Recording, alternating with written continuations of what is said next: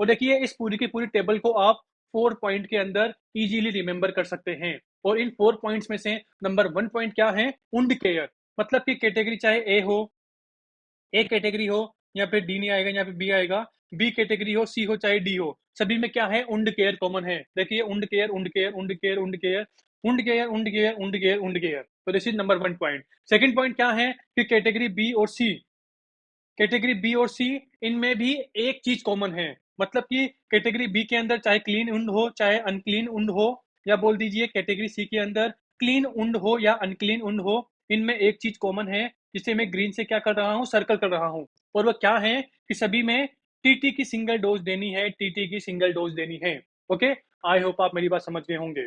Number 3 point क्या है कि जो डी कैटेगरी है ना, इसमें भी एक चीज कॉमन है। मतलब कि उंड चाहे क्लीन हो या अनक्लीन हो, और एक चीज कॉमन क्या है कि टीटी का टीटी का कंप्लीट कोर्स देना है।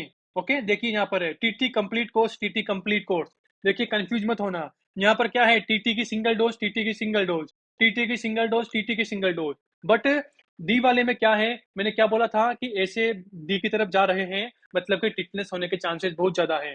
तो ओवरऑल डी के अंदर चांसेस बहुत ज्यादा है, तो हम क्या करेंगे? ले भाई, तो पूरी वैक्सीन ही ले ले, पूरी वैक्सीन लगा देंगे। तो ओवरऑल डी कैटेगरी के अंदर चाहे उंड क्लीन हो या अनक्लीन हो, दोनों में हम क्या करेंगे?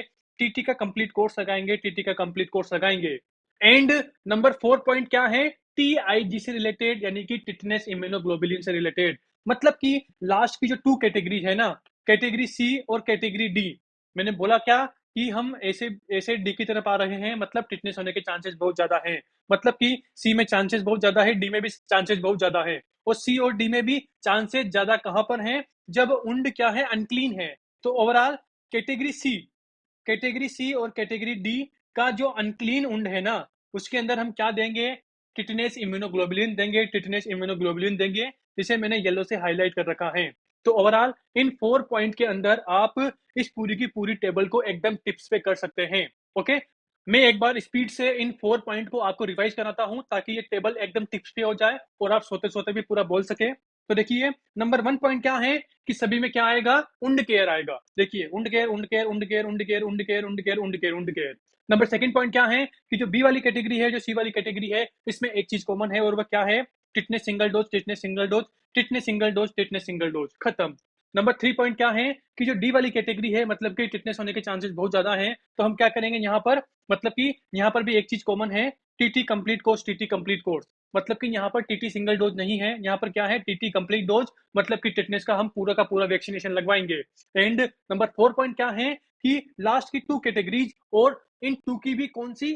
अनक्लीन उंड वाली, क्योंकि लास्ट वाली कैटेगरीज में टिटनेस होने के चांसेस बहुत ज्यादा हैं, और अनक्लीन में भी बहुत ज्यादा हैं। तो ओवरऑल लास्ट की 2 कैटेगरीज का जो अनक्लीन उंड है ना, उसके अंदर हम क्या करते हैं? टिटनेस इम्यूनोग्लोबुलिन लगाते हैं, टिटनेस इम्यूनोग्लोबुलिन लगाते हैं। ओके, तो देखिए मैंने यहाँ पर पूरी की पूरी टिटनेस की बात कर ली कि अगर किसी पेशेंट को इंजरी होती है, और इंजरी के बाद हमें लग रहा है कि पेशेंट को टिटनेस होने के चांसेस है, तो हम उस टिटनेस का प्रिवेंशन कैसे करें।